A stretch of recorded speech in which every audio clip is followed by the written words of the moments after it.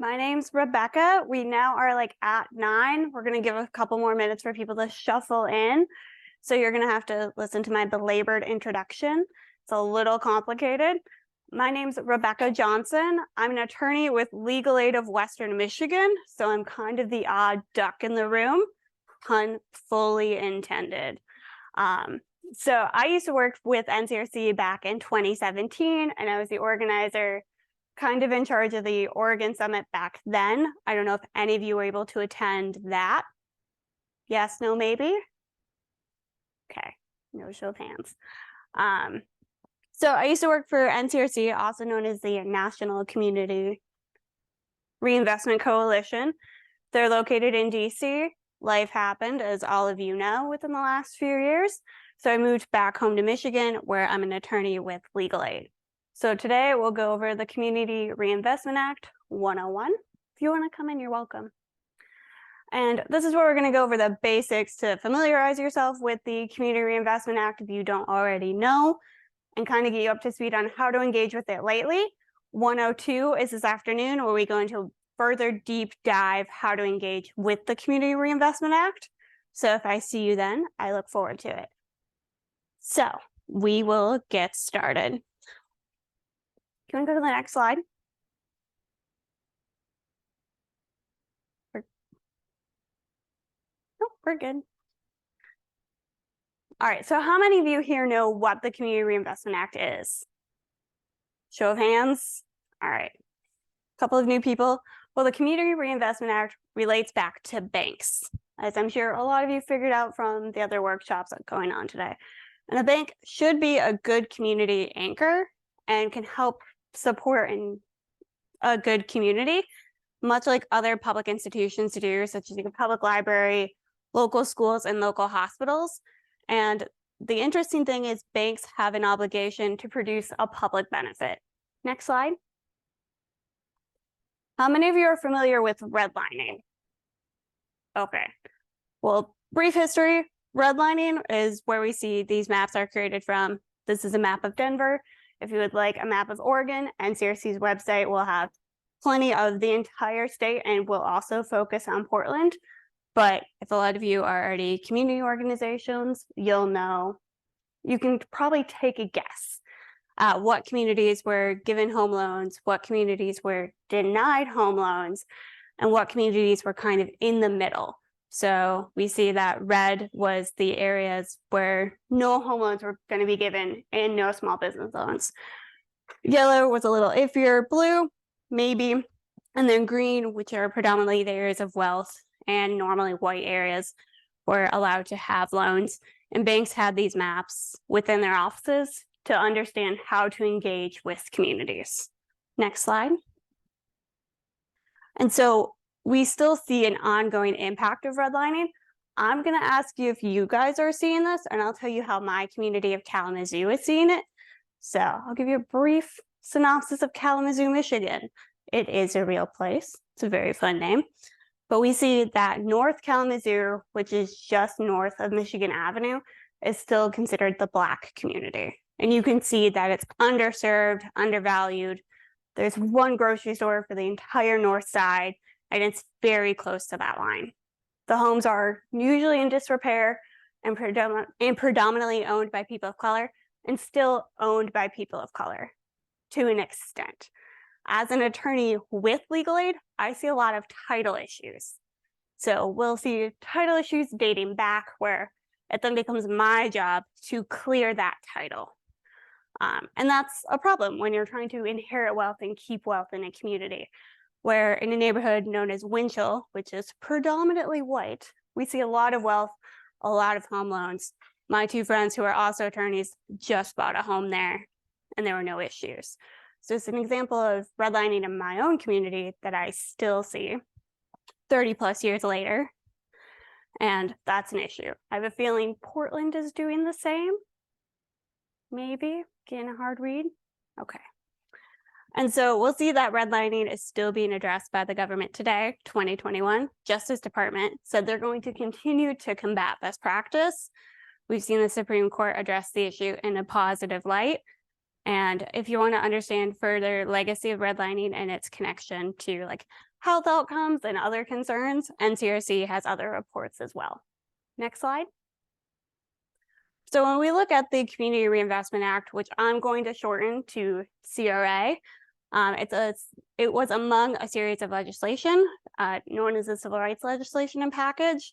So 1968, we see the Fair Housing Act with discrimination, the Equal Credit Opportunity Act prohibiting discrimination when it comes to access to credit, Home Mortgage Disclosure Act. We want those disclosures, which as an attorney, no one reads, but they're there. And then we have the Community Reinvestment Act in 1977. And the interesting there is it's an affirmative obligation. Next slide.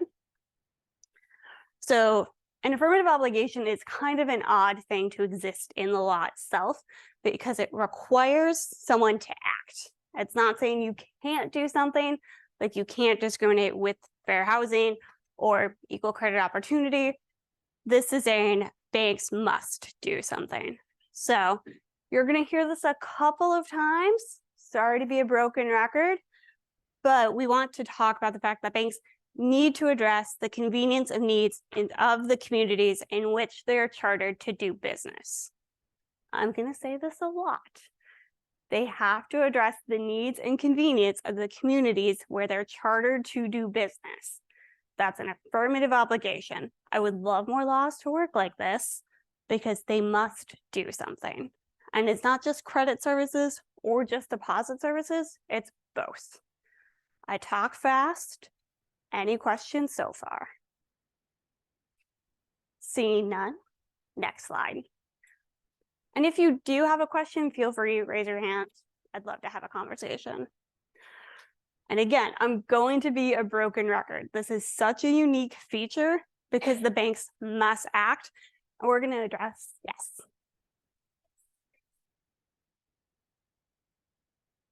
My name's Rebecca. I'm with Legal Aid of Western Michigan, but I worked with NCRC on the Portland Summit in 2017. So, yep. So we still see that the bank has the obligation, and we're going to talk about how we can monitor that obligation and hold banks accountable. Next slide. All right. So the CRA has been undergoing evaluation for quite some time. 1989 is when there were first another evaluation that updated the CRA to make sure that bank supervisors had to disclose their CRA ratings. Every bank is examined about every 3 to 4 years, and they get a pass or fail grade. We'll go further into that, but those grades now need to be disclosed along with their evaluation to show where banks may be able to improve. And then in 1995, regulatory reform on the exams and how that worked was done. And for as long as I seem to remember, the final regulations should be coming out. We're hoping this year. So we'll keep you posted, or NCRC will keep you posted. They do track all the policy changes as well. Next slide. So the benefits of the CRA is it's to cover low to moderate income community lending. And we've seen some of the benefits when we just look at the CRA in general. It's over $883 billion in loans to affordable housing projects and economic development, and over $900 billion in small business loans. So banking does look at housing and small business. And we've seen that CRA covered lending is safer and sounder than non-CRA covered lending. Next slide. Thank you. So as I mentioned, there's a test. It's about every 3 to 4 years, and it's the performance evaluation. And it's held by the bank's primary regulator. There is an opportunity for public comment, and it truly means public comment from a bank consumer to nonprofit organizations that are working with the bank to housing authorities and everything in between, including small businesses that engage with these banks, are allowed to comment on their CRA exam. And we'll look at how lending is going to low to moderate income borrowers and the neighborhoods. We'll also look at the level of support for community development projects and about the maintenance of branches in those underserved neighborhoods. Next slide. Yes.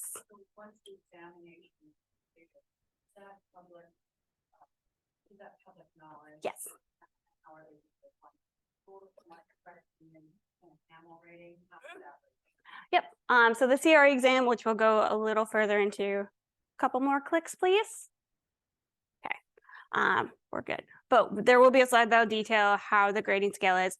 It is a pass-fail with 2 grades in each category, but then there's a further breakdown that can be evaluated. And we'll go over those things and how those can be used. But first, who's doing the grading? So each bank is going to have their own regulator. So maybe the FDIC, the FRB, or the OCC.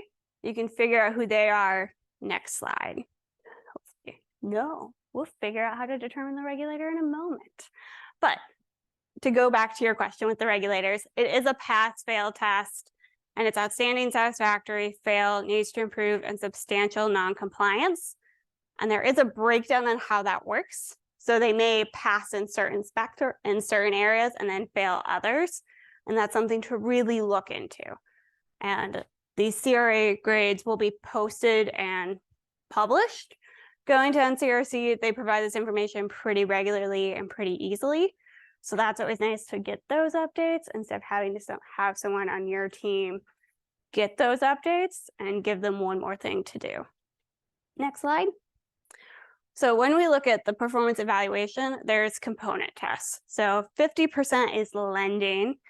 The light blue with the S in it is service and investment. That makes up the other 50%, and it's divided 25% each. So it's going to be, the ratings are going to be based on the performance in each section. And it's going to be based on data analysis records and those public comments. And I can't stress enough how important those public comments are. Because how many of you are in direct services for clients? Okay. Are others, do we have regulators in the room? Banks in the room? Other non-profits who okay, cool, thanks. So when we look at lending, we are looking at your basic, are they giving loans? And all of those types. So that's the standard data. We'll talk about pulling that data, what that data looks like, but that's the big one. So we want to see if loans are happening, and we know loans are going to decrease given the current interest rates, but it still makes up the biggest part of the test. And then we'll see investment, which is more philanthropy. Are they investing in LIHTC properties? Are they investing in economic development? I think that can get more creative. That is a personal bias. That is not the view of NCRC. That is me. But I do think we can get more creative there. And then service, where I think we can get the most creative, especially given a time where we see lending is going to get a little shaky. Service can be language services, disability services, services to the actual community. Is there a bank in your low to moderate income community? Is it open at hours that your community needs? Are there checking accounts that are low fee checking accounts or no fee checking accounts? Are there financial literacy courses that are actually useful? I have thoughts on that as a legal aid attorney. Some are great, some are not. Any questions? Okay, next slide. And so what are we grading? We're going to grade on those 3 things, but we're going to grade the bank on the assessment areas. If you'd like the slides and you fill out the little card in your folder, we can get them to you. But we'll see that the lending test will be held in the assessment area along with the investment test and service test. Couple more clicks, I think. Okay. So when determining the assessment area, we're going to look at where the branches are, where the ATMs are, main office and surrounding geographies, and where the bank has originated or purchased a lot of its loans. But this will come up later. So normally this does cover the metropolitan statistical areas, but rural areas are covered as well. And we do want to look at that and see where we go there. I believe there's a few presentations on that as well. And then most importantly, we can't exclude low to moderate income neighborhoods. Banks are unable to gerrymander their own districts. So that makes it fun. No weird shapes when we're looking at assessment areas most of the time. And we'll keep going. Next slide. Couple more clicks. Thank you. I think there might that. All right. Thank you. So we're going to go through each test just to go through like what we're actually going to look at. So when we look at lending, home loans, mortgages, small business loans, farm loans within that assessment area and within that community. We'll see community development lending with an emphasis on flexible and complex or innovative lending. That's where I think we may have some room for improvement, speaking for Kalamazoo. And I'm sure you guys could apply it to Oregon. And then the income levels of both the assessment areas to borrowers receiving those loans. So we want to make sure there's an even spread among moderate income earners and low to moderate income earners, no, upper to middle income earners and low to moderate income earners. So the lending test is a 50% one. This is where most of their grades going to come from. And we'll pull home mortgage loan data and small business loan data to do a thorough evaluation. But this is also where we'd want to see testing and get feedback from the people you're working with or who are walking through your doors. Because they might not report the loans that are never given. They're not going to report. It's not going to get reported when someone walks into a bank and isn't greeted. So they're not going to lend with them. They're not going to report the people who are going in and feel so uncomfortable that they don't even know how to apply for a loan or who to ask a question to. They're not going to report the conversations of people are like, I think I'm interested. I'm shopping around at banks. Who do I want to work with? That's not going to get reported. But if you're on the ground doing the direct work, you can provide that public comment. Next slide. I think like 2 more clicks. All right, great, perfect. So then we look at the investment test. So how much is the bank actually investing into community development, low income housing tax credit? I have thoughts on LIHTC property as a legal aid lawyer. I've read all the regs. It's a love-hate relationship. And we're gonna see, is the actual investment, is it complex? Are we being innovative? And is it responding to the community development needs? So as the community changes, does the housing development need to change? Does the small business development need to change? What are we looking at? So again, public comment is where we're going to hear that change, or we're going to hear that adjustment. Next slide. Couple more clicks. Thank you. And so we'll look at the services test, retail banking services, your standard services that we want to see. And we want to make sure there are still banks and low to moderate income census tracts open at hours that can serve the community and provide other services that may be needed. We may need a bank that really does well in working with small businesses so they can manage their money in an appropriate way. So maybe the businesses close at 5:30. So the bank may need to hold hours that are non-traditional for a bank so that money can be deposited if there's a concern there. Are we getting reports frequently enough? Are they able to talk with someone when they have questions? Or are they doing it most of it online? And if they are, is that mobile app serving what their needs are? And then community development services. Okay, this is where I'd like to know what you guys would want your community to see. So I'm gonna try to get you guys to participate. We'll see how this goes. But some of the examples are low-cost checking accounts or fee-free checking accounts. We'll also do financial literacy programs for school children. I would also and for adults. And bank employee volunteer hours for serving on nonprofit boards. Also just bank volunteer hours so people can do work in the community. I don't know if it necessarily needs to be a board. So thoughts, are there other services you think your communities need here that you'd want to see? No? Thank you. So in Southern Oregon, we do teach, we offer the financial literacy programs that are all about free. Home buying classes and ready to rent programs. Okay. I would like to see a better, more collaborative effort between the financial institutions and the community action programs and the self-sufficiency programs. It seems in our area anyway that they really hold dear to their own programs where these are certified I'd like to see a better collaboration. Yeah. Even an investment in helping to collaborate funding for Mhm. their clients, the community clients. Yeah, I would most definitely agree there. I worked with the CRA program, which was the Emergency Rental Assistance Program. It's the name Michigan gave it. I have a feeling Oregon had a similar program during the pandemic to prevent evictions.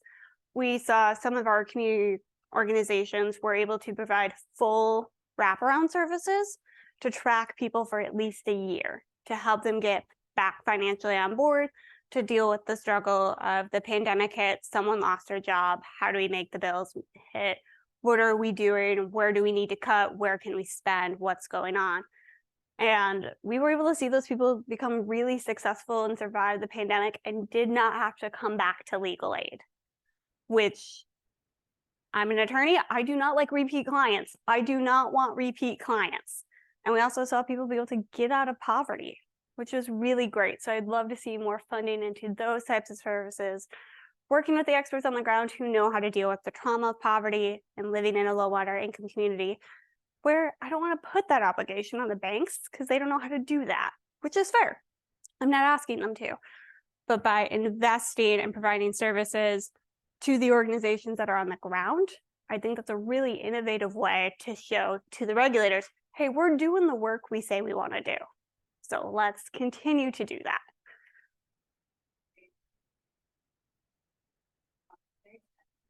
That we can make a public comment, and that's all we can do. We're gonna get there. Oh. We're gonna get to how we have that conversation, but I do think public comments on, especially nonprofits saying, hey, we've tried to work with this bank, they're not even answering our calls, or they did this, we think the program's a good idea, it didn't work really well, we think having these other people involved could have made that could have made that program a bigger success. Be gentle with those public comments, because we're going to talk about how to get meetings. And that's also like very much what part 2 of this is for. You had a question or comment?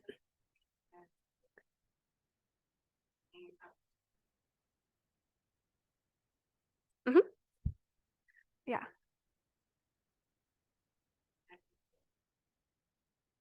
Yes. Yeah, I definitely think that's also one of the more unique services to provide is ITIN-based banking accounts, but also banking that's accessible in a language and possibly even culturally, to say, this may be a savings account. We may need to call it something else. We may need to call it a college account. We may need to say, they're saving for elder care, multi-generational family, home loans. That may be something they need. I would like to see more of a conversation. I would say about 40% of my own clients on my caseload are not banked at all, and they give me reasons. The main one is they don't feel welcome in their banks. They don't understand why they would always get fees from their banks. They felt it was unfair. The amount to open an account that was required was a hurdle, and that's saying a lot, because even my clients who have bank accounts, I'd say about 20% of them are overdrawn, because I get to collect all that fun financial information to make sure they qualify for my services. I'm not that nosy, I promise. And when my clients had bank accounts, they could get garnished. And that can be a problem if you're trying to avoid that. I advise my clients to not avoid garnishment and let's figure out their debts. But it does prevent people from going in. And I understand banks have a legal obligation there as well, but it adds an extra little hurdle. So how do we get creative in making sure people can go there? And I would like more things in writing that are just above the literacy level, because a lot of my clients are functionally illiterate, but then we start throwing in some bigger words and it gets a bit tougher. And that's just from my own personal experience there, where my clients know they have a court date. They cannot tell me what that court date's about, except for the fact that they think they're being evicted. Sometimes they're right, sometimes they're wrong, but they know enough to show up to court, which is critical. But in these cases, they know enough that they have a bank account, but how do they use it? How do they make the most of it? That may be best suited for community organizations that they already trust to have those conversations. Next slide. So when starting out to like engage with the Community Reinvestment Act, there's going to be a couple of steps you want to take there. You're going to want to identify the bank that you're interested in, and maybe a bank you're hearing a lot about from your clients on the ground, and maybe your own bank because you're nosy. I did this with my own bank. My bank has failed their CRA exam. Their name is Fifth Third. This was back in 2017. So I can like rag on them a little bit because they passed. Do you want to come in? Sorry to call you out. So you'll identify the bank, you'll figure out who their primary regulator is, and you'll look at their CRA ratings. And then you're going to do a deeper dive into researching that bank. You're going to want to look backwards a couple of years to see what their ratings are. Are they fluctuating? Are they staying steady? What are their assessment areas? And then you're going to want to pull their lending data. And then this is when advocacy comes in. There's comment letters, and then there's the community benefits agreements that can come out from those public comments and other work that can be done. We discuss more of that in 102, but the community benefits agreements can come from predominantly mergers and acquisitions, which we'll talk a little bit more about. Next slide. So we're going to want to research the bank first, figure out who their regulator is, their CRA rating. Next.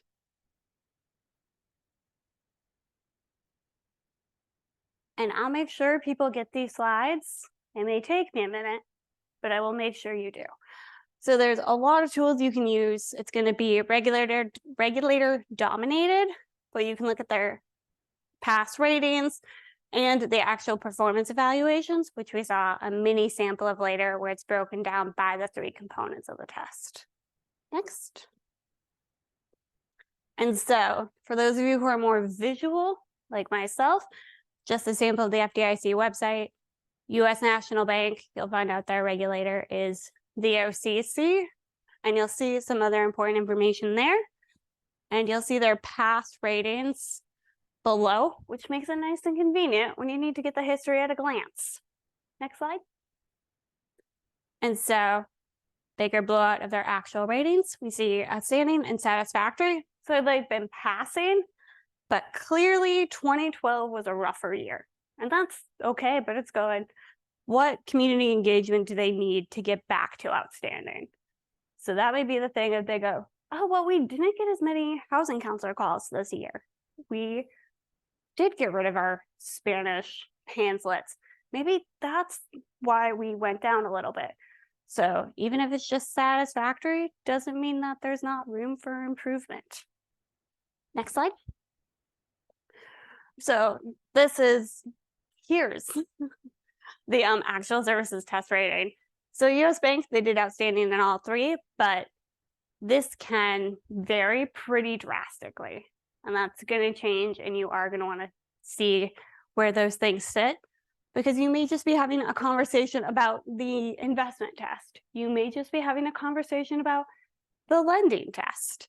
And that's good to know what you guys are talking about and what pocket you fit into best when having discussions with banks, figuring out if your bank is actually providing proper services.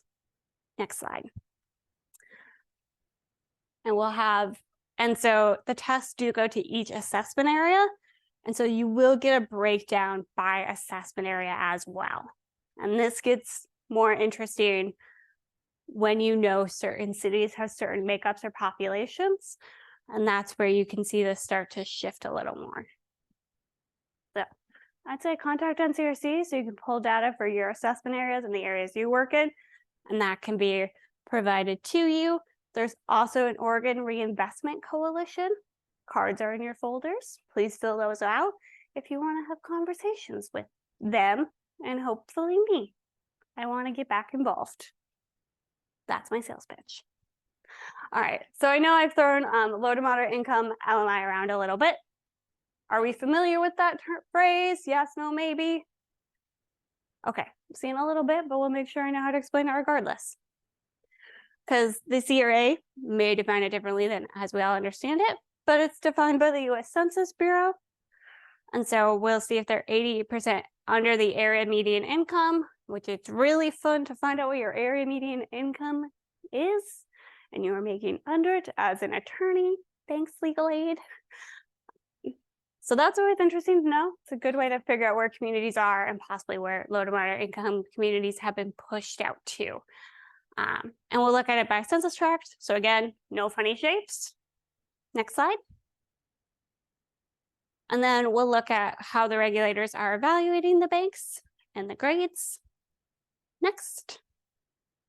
All right, so this is the info from the last few years. Banks have been passing with flying colors. We saw back in 2014, less than 2% of banks failed the exam. And then we also saw in 2014, like, they all just did very, very well. And I have questions. I have lots of questions. I forget how bad these numbers are sometimes. And then in the last 3 years, only 10 banks received substantial noncompliance and 400 banks received outstanding, which is the highest grade possible. So I don't think the regulators are getting the full story because they're not on the ground, which is why I'm sure some of you are in this room. And I will talk about banks all day. I'm usually not the nicest, but I also don't think the banks are getting the full story. I don't think they're being told you could do better. Here's how. I'm sure they get yelled at. My little sister, it was a bank teller for a moment. She's got stories. She's now a court clerk, still has stories. But she has no power to explain to the bank CEO, hey, they're really mad because they got an overdraft fee and they yelled at me. I got yelled at 6 times this week. She doesn't know who to report to. She's not going to write a public comment letter because her big sister tells her to. But you guys might help people do that. You might do that yourself, which is great. So I don't think the banks are getting the full story, to be fair to them. Now leaving that, next. Questions? No? Well, guess what? I'm going to ask all of you questions because we still have time. Because we have part 2, which is how to get more involved, which I'm going to give you a preview of. No, so we're gonna pause here. No more slides.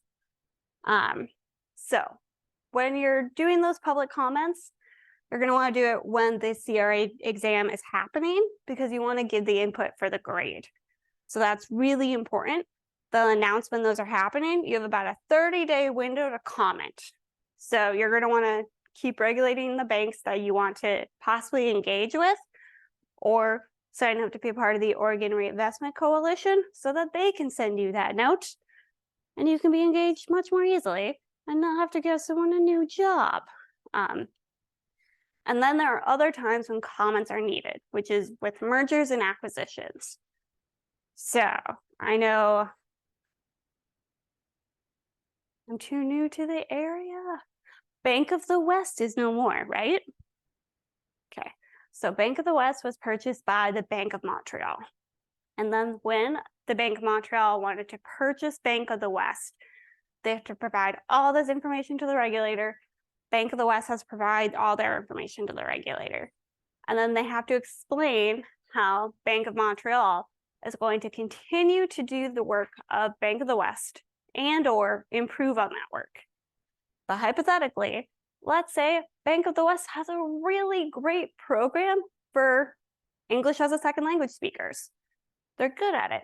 They provide good translations that make sense, that provide financial literacy in their native language. Bank of Montreal is going to have to make a case of, we're going to keep that, and we're going to insert it in our own banks in our region as well, because that's a service we think is really valuable and we want to keep it. So they have to show they're not going to do any harm and that they want to improve every assessment area they have. Let's say Bank of the West failed in a couple of the areas. They weren't doing great lending. So Bank of the West is going to show, okay, we know we have to do small business loans and we have to start targeting minority communities in order to do that. Here's our plan on how we plan to do this. And then the bigger question is, how are they going to do it? Bank of Montreal doesn't know this area as well. Bank of the West clearly doesn't. They failed it earlier. So how are we going to engage in that? It's going to be through a public meeting. It's going to be through those public comments. So it's going to be those public comments, the call for a public meeting, so that the organizations and the nonprofits on the ground can come in and have that meeting and go, here's where our needs are. Here's the data we've pulled showing small business lending has been down. There's clearly discrimination. You trail by 13% compared to your peers. How are we going to build that bridge?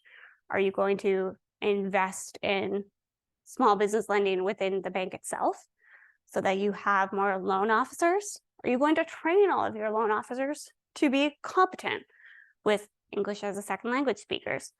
Or are you going to work with nonprofits that already work with this community and work with them and leverage your resources that way? And that can happen when an acquisition or merger occurs and a meeting's held to address this acquisition or merger to get that approved. It takes a lot of work. It takes a lot of on-the-ground insight. And CRC has the technical experience to get all of that to happen, but not to have those conversations. Because without the people on the ground doing the work, the conversation gets pretty dull. Questions? Yes. That's fine. Okay, so in the services sector, and you may have said this and I missed it.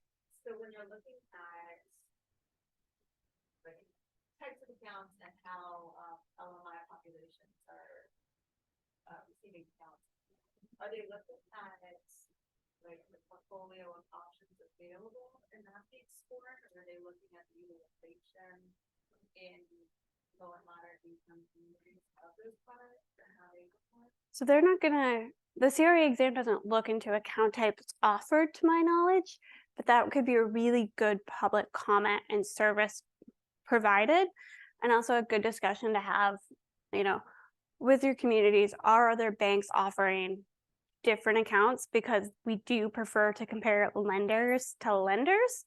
So if there's an account that you think is really innovative, that's not at this one bank, you may want to provide a public comment or send a note to the bank itself. I think there are smaller times where you can just have those public benefits meetings. There's Community Reinvestment Act officers in every bank, may not be in every branch, but you could send a cold email. It sometimes works. I don't discourage it. Building that relationship is really great. I would love it if those CRA officers did the outreach on their own, but it doesn't hurt to have the nonprofits come to them as well, because then it's creating a collaborative environment. Yes.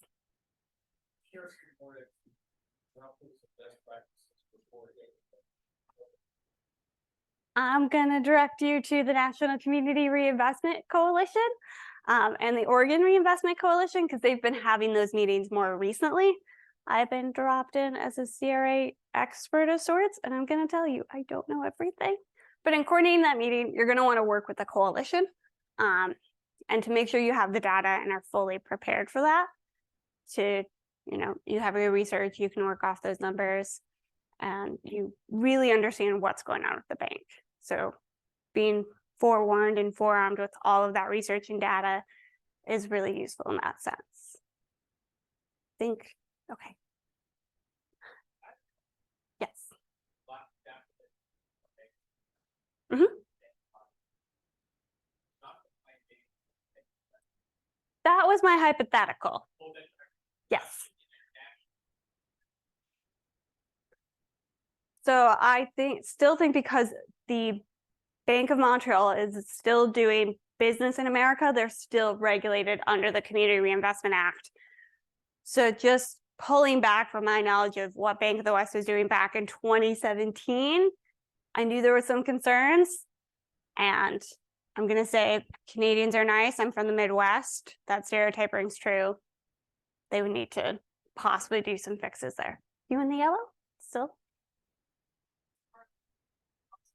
Mm-hmm.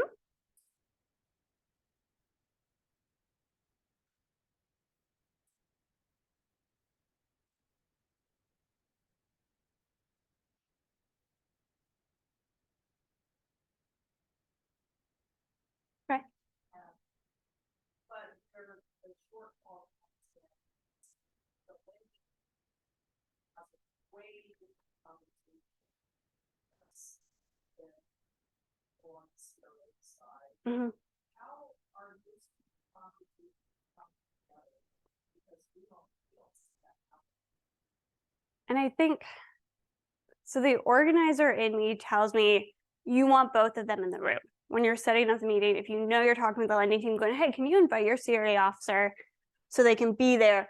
And then if you're having a meeting with the CRA officer going, hey, we had a really great experience with that lending team, or we had a problem and they fixed it, bring them into the room too, because these conversations, they can get very tense, they can get really technical, and it's just being able to say, let's share information. We're all probably been a victim to the silo, and I'm going to assume that's what's happening. But it's going, these people understand our needs. I think you could benefit from understanding this better. Or let me show you what's going on really, really well, or maybe what's not going on so well. Again, I'm from the Midwest.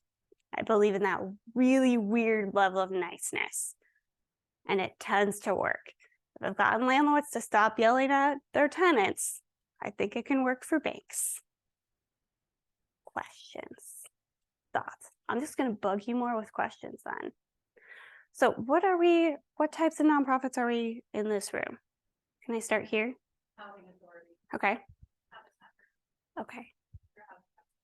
Okay. So in the white, where are you with? Okay, great.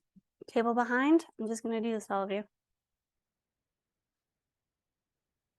Okay.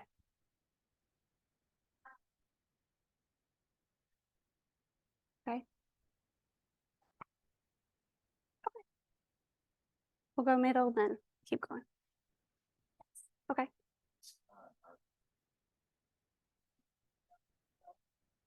Great.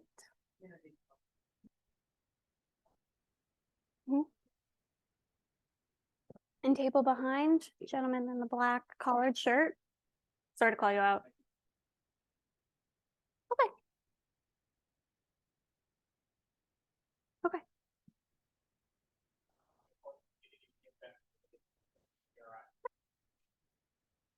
Would this too? Yes. Thanks. Okay.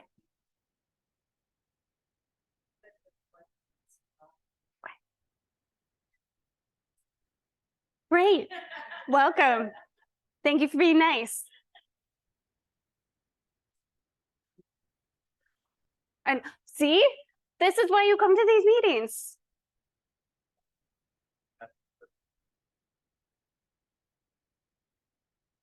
Okay. Okay. And you? Okay.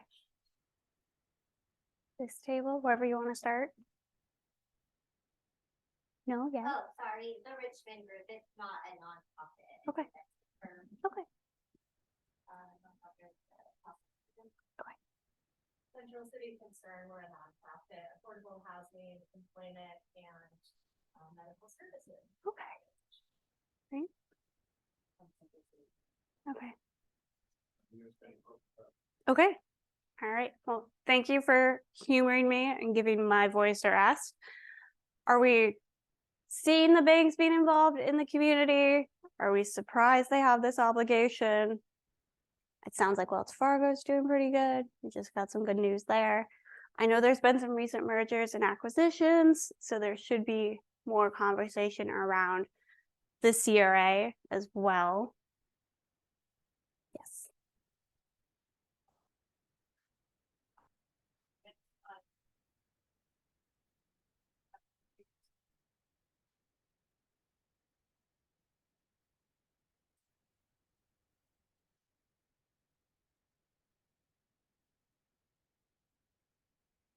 Mhm. Okay, I'm gonna pull from Michigan because that's where I work. Michigan has what we call the My Half program, so it's MI Housing Assistance Program, so Michigan half, and it's essentially a person applies for financial assistance, there usually needs to be a COVID-related hardship. We're interpreting that pretty broadly to help pay on back owed property taxes, get people out of foreclosure, and with land contracts as well, which is something I have not seen before. But in order to do that, the lender has to agree to participate. And we saw a massive amount of banks automatically agree to be in. I was not expecting that. I wasn't expecting lenders to agree to be partners. And they were the first ones on board to work with the state and even put up with the bureaucracy that the state requires. And they also advertised it when they saw that people were falling into financial hardship. I believe over $80 million has gone to save homes, which is really exciting. I personally have used my half funding to save at least 10 of my clients' homes and get them out of property tax foreclosure as well. So I think programs like that, and I think this is a good tool to be able to show to banks, hey, if you partner with the state, if you partner even with the county, if you have a more progressive county, Kalamazoo is weirdly progressive, if we want to call it that, in getting all of that together. Kalamazoo had an eviction diversion program earlier than most counties in the state and in most of the states out there, and that has allowed some collaboration there. So to point to those programs and say, hey, you've had success in working with the state, let's try this, especially when we're talking about down payment assistance and about an environment where lending's going to be tough for everybody. We all know that 7% interest rate on the low end of things is going to make things difficult. And so for those of you who provide direct services, are you guys talking about the poverty level? Because that's what I do in my job. And I don't call my clients low to moderate income. We're just going 125% below the poverty level. That's on the high end. Yes, no, maybe. Are we that poor? Are we not that poor? Are we slightly better off?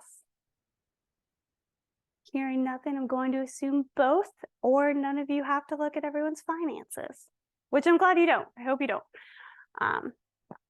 But any other questions, comments? Do we want to, you'll hear more about community benefits agreements at lunch. I don't know the numbers or the details, and I don't want to steal anyone's thunder.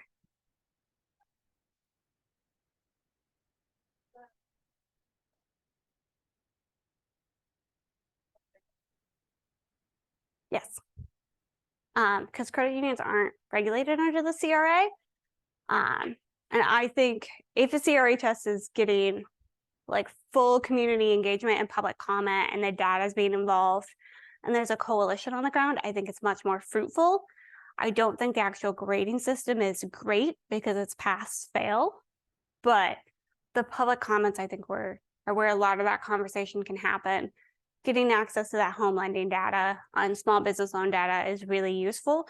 And I'm pretty sure that accessing that for credit unions gets much more difficult because they're not regulated and required to provide it. I would say, though, most of my clients who are banked are with credit unions. Their credit unions are owned by the community they serve, so they don't have to be. And I also don't think, oh, this is where I'm going to show my ignorance. I don't think a credit union is insured by the FDIC. Yeah, so the regulations get weird. I love a credit union. I would love to see more banks possibly financing credit unions because building that community trust and engagement can be really hard. And a lot of the credit unions have already done that. I'd be interested in seeing payday lenders switched over, but keeping the staff from a payday lender because they've already established those environment, that communication with their clients. Let's make them stop being payday lenders. Let me be very clear on that. But they're clearly able to work within the community. They've established a decent relationship. Not payday lenders, but the staff have established that relationship where we see people walk through my doors a lot where they're going, I have a payday loan, and we're like, we advise you to stop taking these. We went over all of this. I'm the most unqualified accountant you will ever meet, and also the most unqualified financial advisor. But sometimes you gotta tell your clients that because the payday lender will sue you still. That's going over that. They're like, no, we think they're trustworthy. They tell us these things. They help us. You know, we got that extra money from them. We're able to get a loan. It's building my credit. So let's keep the staff, but different jobs. Maybe financed by a bank. And they're in the communities. So that's the thing. Like their locations are where I'd like another institution at, doing similar type work, but less shady. I have lots of like dreams on these things. But are you guys seeing banking issues in your communities? Are we seeing the unbanked, underbanked? Yes. Yeah.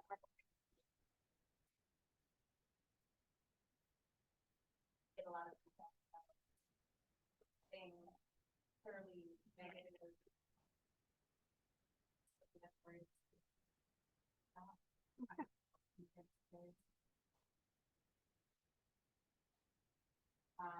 And then I have trust financial for support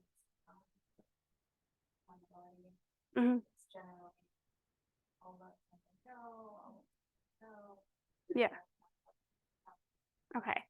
And that's where I think I'm a big fan of keeping receipts. Sorry to lawyer on you, but it's where that public comment you put in going, hey, I worked with this nonprofit for a while, estimate of how many clients we've worked with, how many reports you're getting. Here we go. I've been working with a CRA officer for some time. I've been working with additional staff.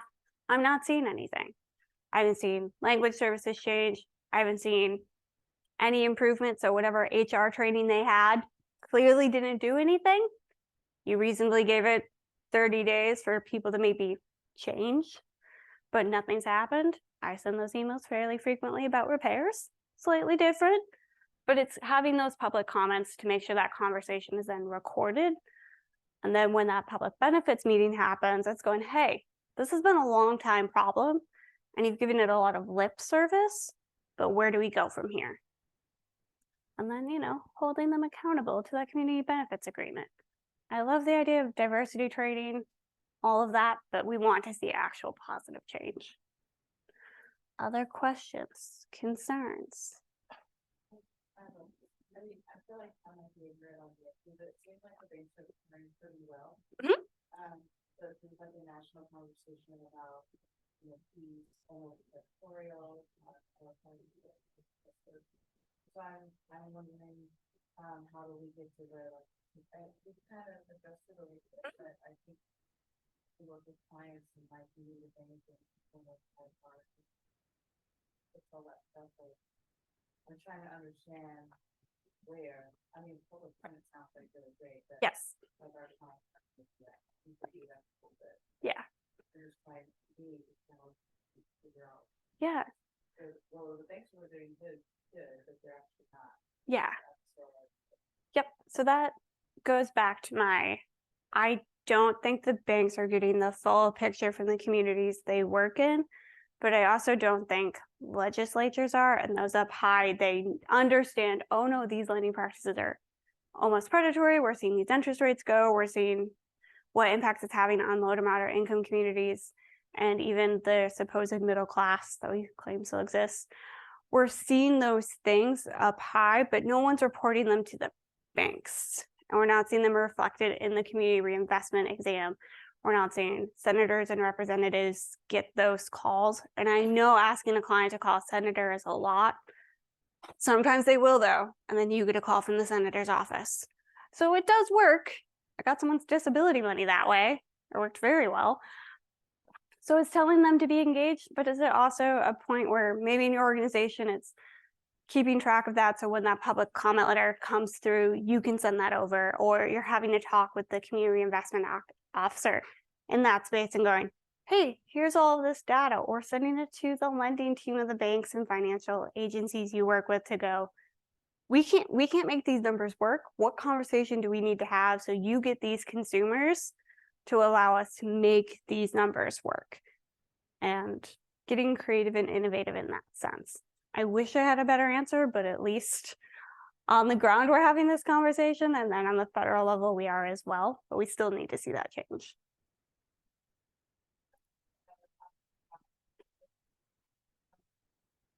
Right. Like, they have the data from non.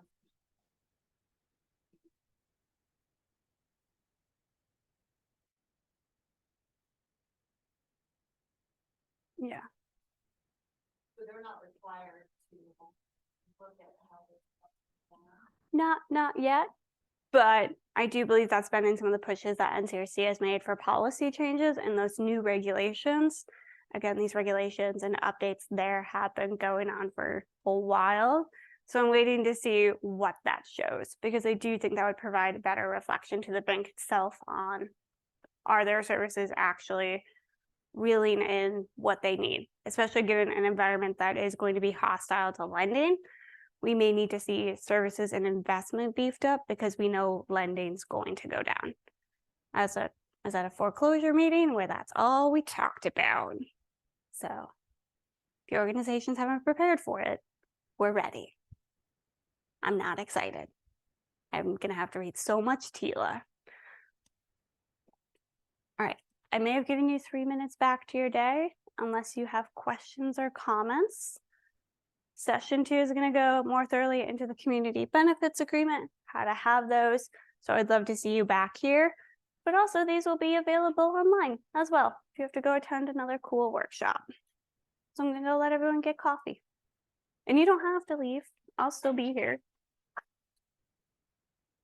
Thank you. And did anyone lose a key card from Dorm Akaba? No?